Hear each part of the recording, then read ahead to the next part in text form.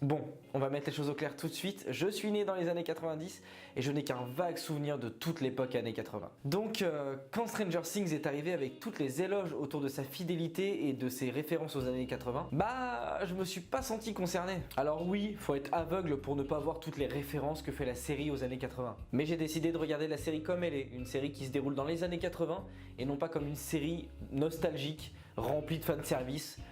Pour crier oh mon dieu, ça me rappelle E.T. et les Goonies. Bref, je suis Sam et bienvenue pour cette nouvelle vidéo concernant mon avis sur Stranger Things saison 1.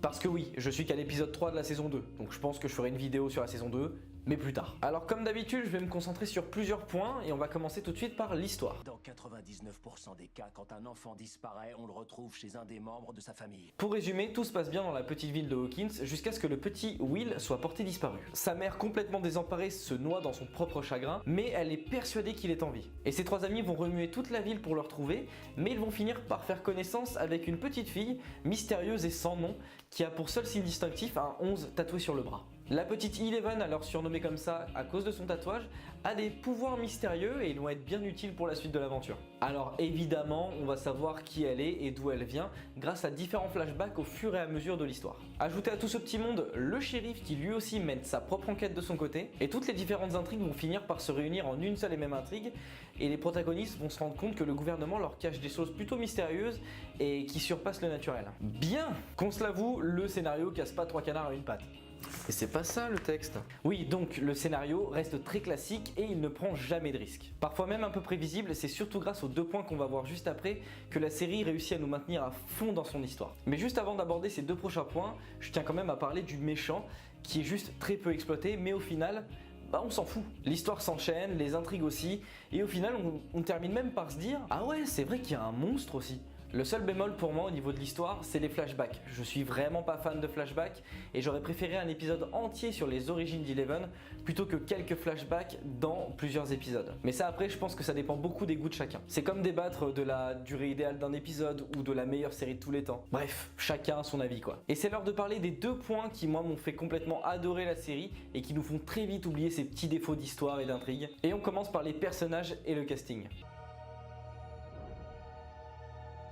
L'un des gros points forts de cette série, c'est sa galerie de personnages. Du shérif complètement dépassé par les événements, à la mère du disparu, tout le temps au bord de la crise de nerfs, du petit groupe de geeks aux adolescents en pleine transition générationnelle, l'immersion fonctionne. Et malgré les clichés, c'est l'écriture qui les rend encore plus crédibles. Et je vais pas vous répéter encore une fois tout ce qui a été dit, cette bande de gamins de 12 ans est juste incroyable et ils crèvent tous l'écran. Bon allez, un seul petit bémol pour moi niveau casting, c'est Winona Ryder, la mère de Will, donc de l'enfant disparu dans la série. Je trouve qu'elle est un petit peu dans le surjeu de temps en temps et on a juste envie de la prendre et de lui dire « Mais arrête de gueuler Winona, tu vois pas que tu fais chier tout le monde là ?» Allez, on va directement parler du deuxième atout de cette série, l'esthétique.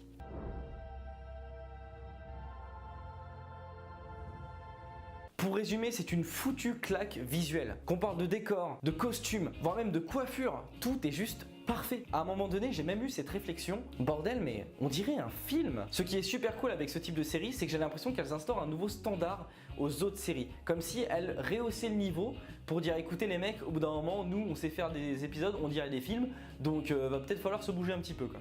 Mais enfin voilà, je pense avoir tout dit de ce que je pensais de la saison 1 de Stranger Things. Je vous laisse mettre le petit pouce bleu et vous abonner si ce n'est pas déjà fait. Quant à moi, je vous laisse. C'était Sam et je vous dis à la semaine prochaine.